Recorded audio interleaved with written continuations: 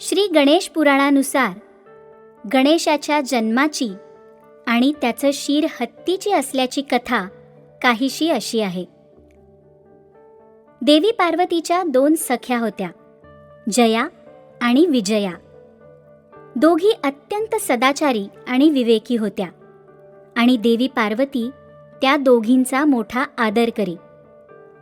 एक दिवस त्या दोघी पार्वतीला म्हणाल्या, सखी, शिवजींचे इतके गण आणि तुझा एकही गण नाही.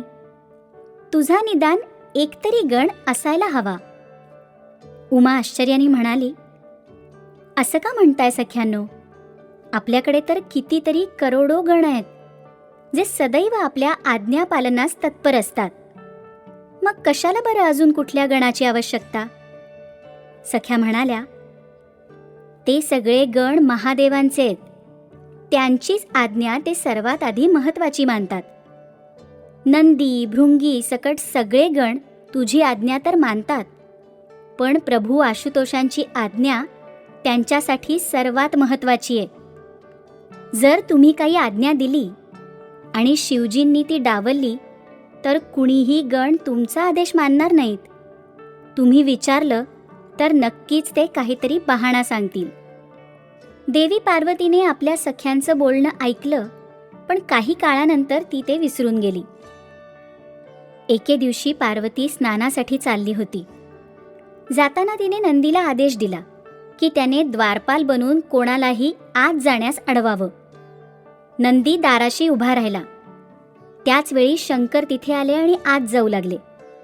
नंदीश्वर त्यांना अडवत म्हणाला, स्वामी, माता आत स्नान करते आहे, त्यामुळे कृपया तुम्ही इथेच थांबावं. शंकरानं नंदीचं बोलणं ऐकलं ना ऐकलंसं करत आत प्रवेश केला. भगवंत आशुतोषांना अशा प्रकारे आत आलेलं पाहून देवी पार्वतीला आपल्या सख्यांचं बोलणं आठवलं. तिच्या लक्षात आलं की सगळे गण शंकराचे सेवक आहेत आणि त्यांचीच आज्ञा त्यांना महत्त्वाची वाटते. नंदीने आज माझ्या इच्छेचा उपमर्द केलाय. जर माझा कुणी गण असता तर त्याने माझी आज्ञा प्रमाण मानली असती. असा विचार करून महादेव गेल्यानंतर देवी पार्वतीने आपल्या पवित्र देहाचा मळ काढून त्यापासून एका बालकाची निर्मिती केली आणि त्याला चेतना दिली. तो बालक सर्व गुणसंपन्न, सर्व दोष विरहित, सुडौल शरीराचा, महाबली आणि पराक्रमी होता. पार्वतीने त्याला सुंदर वस्त्र आणि आभूषणांनी सुशोभित करत म्हटलं, वत्सा, तू माझाच पुत्र आहेस. माझ्याच देहापासून तुझी उत्पत्ती झाल्या कारणानं तू मला सर्वाधिक प्रिय आहेस. तसा तो बालक माता पार्वतीच्या पायावर डोकं ठेवत म्हणाला, माते, मी तुझाच आहे, तुझाच राहीन आणि सदैव तुझ्या आज्ञेचंच पालन करीन. पार्वती म्हणाली, पुत्रा, तू माझ्या आज्ञेव्यतिरिक्त दुसऱ्या कुणाचीही आज्ञा मानू नकोस. तू माझ्या द्वाराशी उभा राहा आणि माझ्या आज्ञेशिवाय कुणालाही अंतःपुरात प्रवेश देऊ नकोस.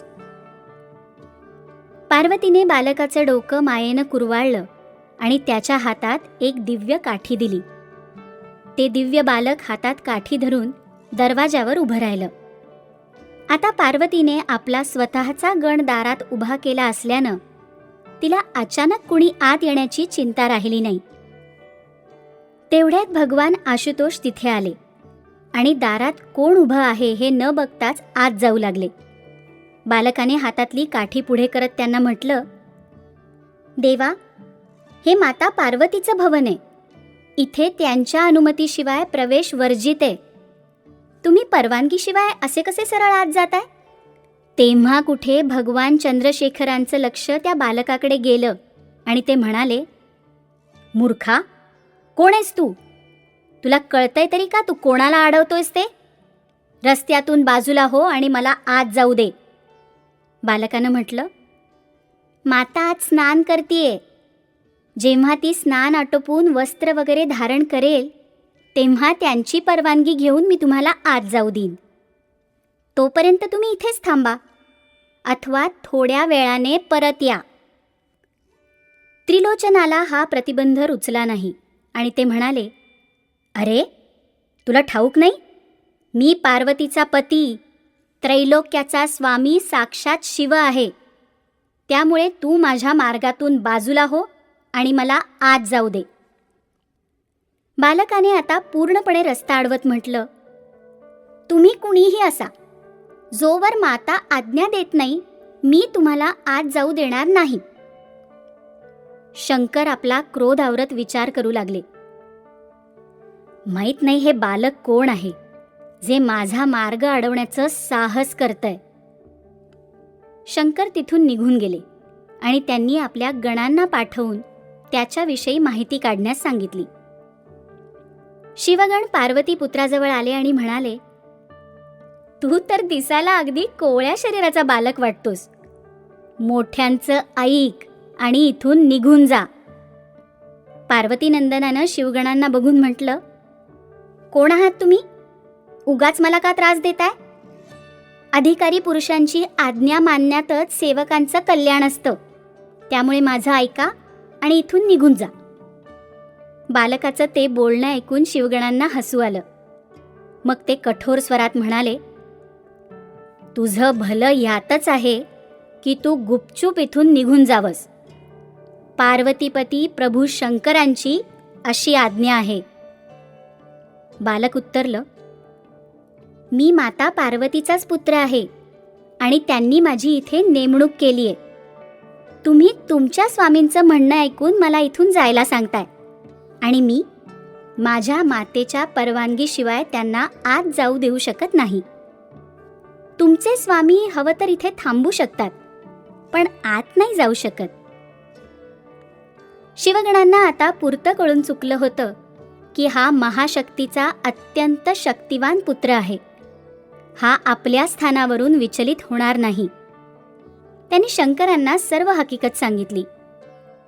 प्रभू संतापून म्हणाले, तुम्ही सगळे इतके शक्तिशाली शिवगण एका हट्टी बालकाला त्याच्या जागेवरून हलवू शकला नाही? जा, आपल्या बळाचा वापर करा आणि गरज पडली तर त्याच्याशी युद्ध करून त्याला तिथून हलवा.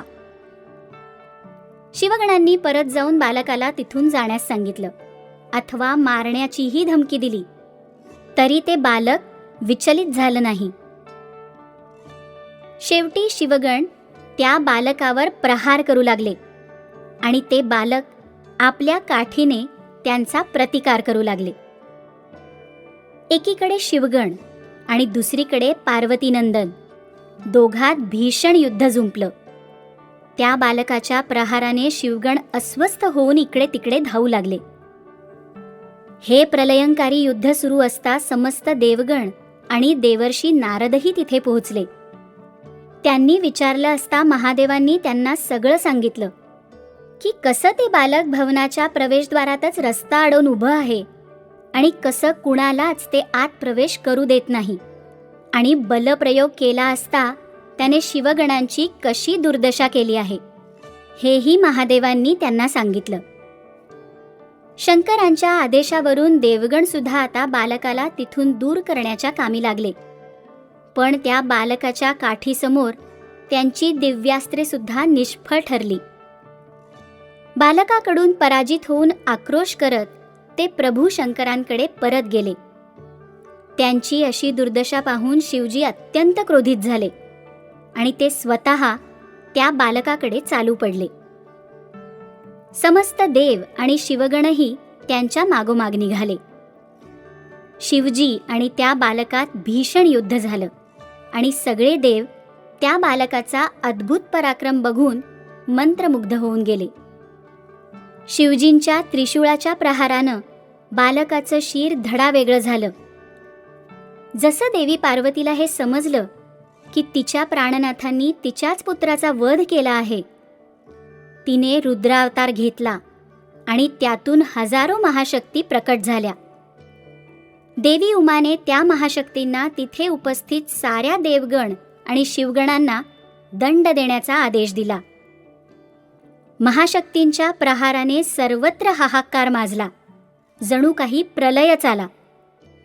ह्या प्रलयातून वाचण्यासाठी सर्व देवांनी पार्वतीची स्तुती करायचं ठरवलं आणि नारद मुनींच्या प्रतिनिधित्वाखाली देवीची उपासना केली.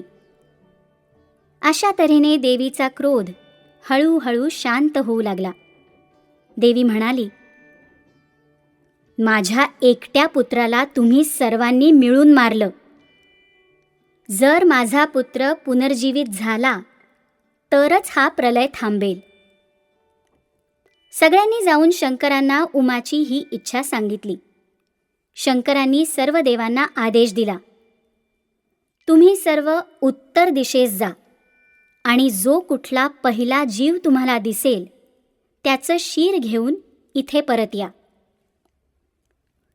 देवांना उत्तर दिशेस सर्वप्रथम एक हत्ती दिसला आणि त्याचं शीर घेऊन ते परत आले. महादेवांच्या आज्ञेनुसार त्यांनी हत्तीचं शीर त्या बालकाच्या धडावर ठेवलं.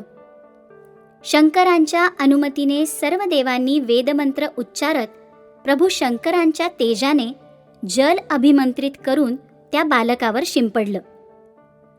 त्या जलाच्या स्पर्शाने बालकाच्या शरीरात चेतना परत आली आणि थोड्याच वेळात ते असं उठून बसलं जणू काही ते झोपेतनं जागं झालं होतं.